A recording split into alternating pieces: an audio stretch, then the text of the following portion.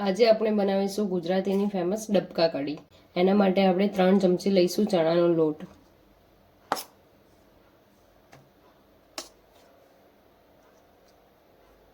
હવે આપણે ચણાના લોટમાં મીઠું, લાલ મરચું અને થોડી હળદર અને થોડો અજમો નાખી હલાવી લઈશું।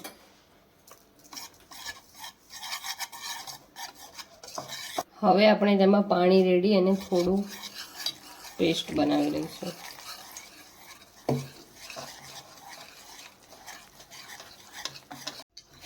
આપણે આને બહુ પતલું પણ નથી કરવાનું અને બહુ જાડું પણ નથી રાખવાનું। આવી રીતનું આપણે ખીરું તૈયાર કરી લઈશું। એક કઢાઈમાં આપણે ડબકા તરવા માટે તેલ ગરમ કરી લઈશું અને પછી ડબકા ઉતારી લઈશું।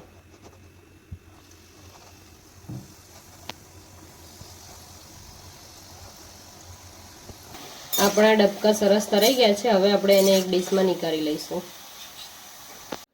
કઢીનું બેટર બનાવવા માટે આપણે લઈશું 2 ચમચી ચણાનો લોટ અને 1 ગ્લાસ છાશ। હવે આપણે તેને બરોબર હલાવી લઈશું। આપણે એક પેનમાં થોડું તેલ લઈશું, તેમાં આપણે 2 ચમચી ઘી નાખીશું।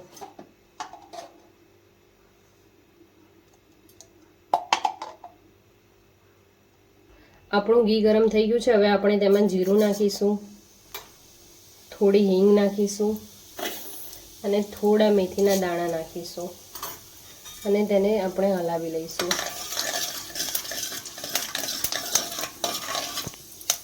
હવે આપણે તેમાં મીઠો લીમડો, 1 લાલ મરચું, તજ અને લવિંગ નાખી દઈશું।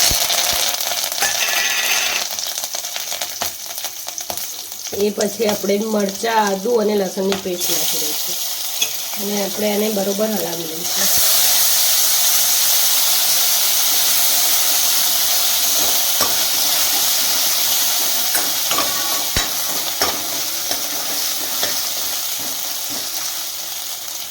હવે આપણે છાશ અને ચણાના લોટની જે પેસ્ટ તૈયાર કરી છે તે નાખી દઈશું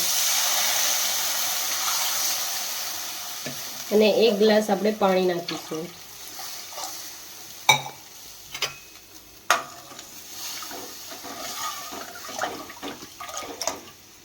1 ચમચી મીઠું અને થોડો ગોળ નાખી આપણે એને 10 થી 15 મિનિટ સુધી ઉકળવા દઈશું।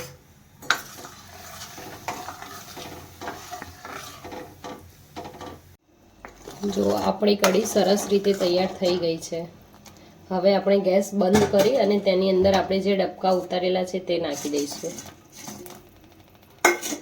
અને થોડી કોથમીર નાખી 5 મિનિટ સુધી આપણે એને ઢાંકી રાખીશું। આપણી કઢી સરસ રીતે તૈયાર થઈ ગઈ છે। હવે આપણે એને ભાત સાથે સર્વ કરીશું અને આને તમે વેજીટેબલ પુલાવ સાથે પણ સર્વ કરી શકો છો।